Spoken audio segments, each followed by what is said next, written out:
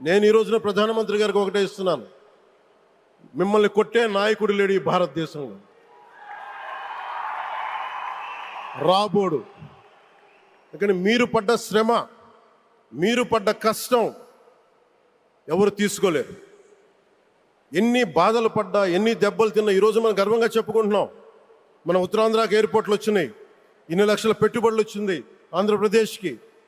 కానీ ఇవన్నీ తట్టుకొని చెయ్యాలి అంటే 144 కోట్ల తాలూకు ప్రజల ఆకాంక్షల్ని ఎంతోమంది వెనక్కి లాగుతున్నా, ఒకళ్ళు ముందుకు తీసుకెళ్లాలంటే ఎంతమంది తిడుతున్నా, విమర్శిస్తున్నా తీసుకెళ్తున్నారంటే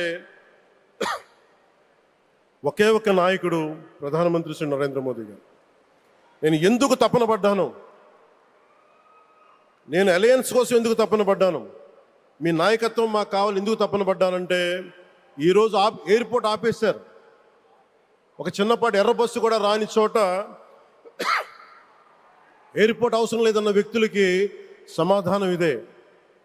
ఇన్ని వేల మందికి ఇన్ని వేల కోట్ల పెట్టుబడి వచ్చింది అంటే ఆశీస్సులు కావాలంటే, దేశం కోసం నిలబడే నాయకుడికి మన అండగా ఉంటే ఏం జరుగుద్ది అంటానికే ఈ భోగాపురం ఎయిర్పోర్ట్ ఈరోజు ప్రారంభోత్సవం నిలువెత్తు నిదర్శనం. ముఖ్యంగా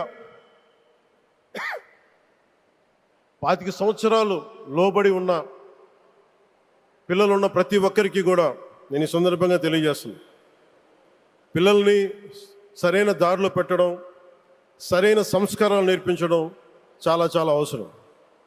ఈరోజు పొద్దున్నే ప్రధానమంత్రి గారి స్టేట్మెంట్ చూశాను. ఆయన తిట్టిన, ఎన్ని దూషించారో వారిని కూడా పెద్ద మనసుతోటి క్షమించారు ఆయన.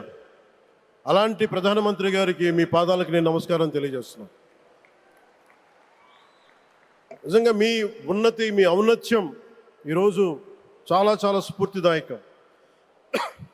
భారతదేశం మీ అందరికీ కూడా, ప్రజలందరికీ కూడా, ఆంధ్రప్రదేశ్ ప్రజలందరికీ కూడా, దేశ ప్రజలందరికీ కూడా ఒక నాయకుడి కష్టాన్ని మనం వెంటనే గుర్తించలేం. ఆయన ఎంత తపన పడుతున్నారు. ఒక కుటుంబాన్ని నడపడం ఎంత కష్టపడుతున్నాం. 140 కోట్ల మంది ప్రజలు నడపడం ఎంత ఆషామాషి వ్యవహారం కాదు. ముందుకు తీసుకెళ్లే నాయకుడికి తెలుస్తుంది. అలాంటి వ్యక్తికి మనం ఏమి ఇవ్వగలం. దేశాన్ని నడిపించడం అంటే రామకార్యం లాంటిది.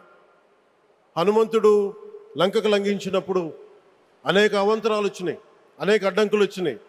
రామకార్యం చాలా గొప్పది.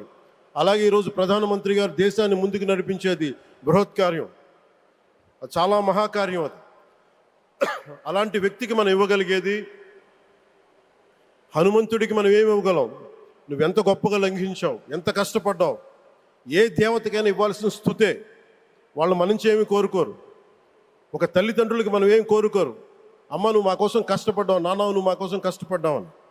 అలాగే ఈ దేశ ప్రధానికి, సెలవు తీసుకోకుండా పనిచేస్తున్న ఈ దేశ ప్రధానికి మనం ఇవ్వగలిగేది, మీరు మా కోసం ఎంత కష్టపడ్డారు, మీరు మా కోసం నిరంతరం ఎంత శ్రమ తీసుకున్నారని చెప్పడమే మనందరి కర్తవ్యం.